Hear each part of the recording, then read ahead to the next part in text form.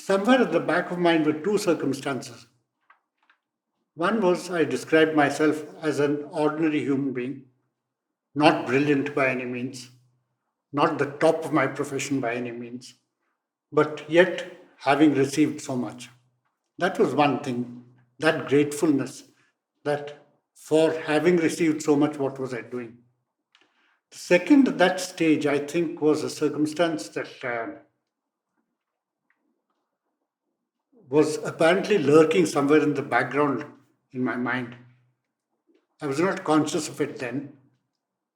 I began to think of it only as in hindsight.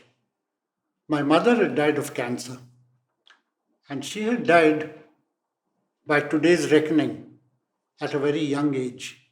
She had died at the age of 52, five children, a father of those children having done well for himself in life. But yet, when she got the disease, cancer at that stage was nothing that could be treated with any degree of sophistication that's now available. Her cancer was discovered during the course of a routine medical examination for her diabetes,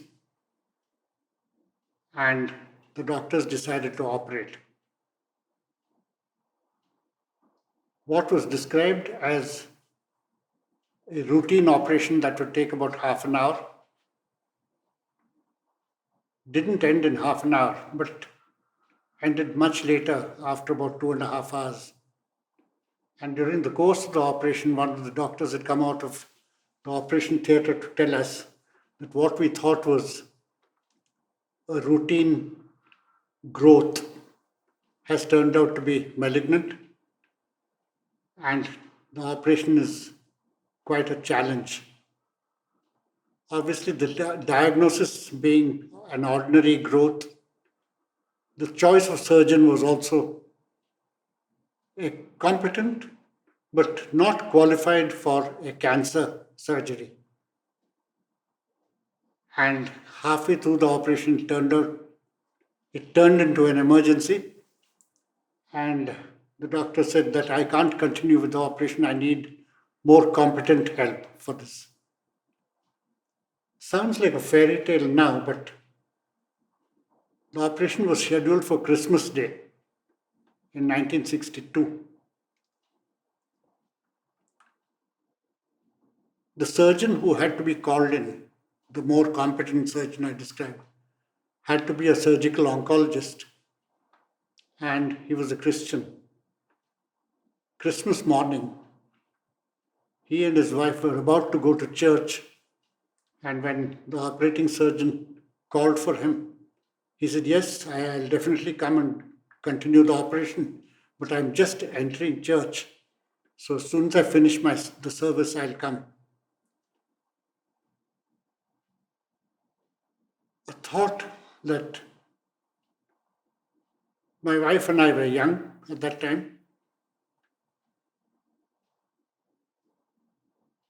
and we were faced with an emergency where my mother was on the operating table and a new surgeon had to be called in. Because of circumstances, he was in church at that time, who willingly agreed to come, but that time factor was there that we had to wait for him.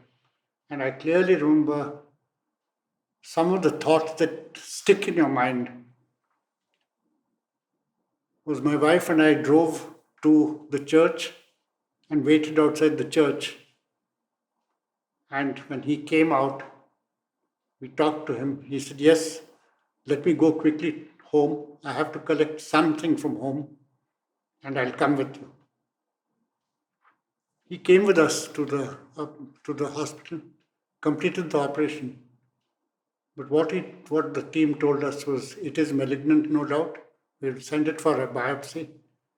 But the fact is that it's grown and it seems to have spread. Well, that was the circumstance at that time. In those days, there was no chemotherapy, Radiation of a very, very ordinary kind, not always very successful, and the surgery had already been done. My mother lasted 9 months after the operation, and in September she passed away, obviously in some bit of pain, but the disease was absolutely debilitating. She continued to suffer, and as a young family, we had to watch that suffering. She passed away on the 18th of September 1963, and that was it. I mean, then we had to, when you're put into those circumstances, you have to deal with them, you have to live with them.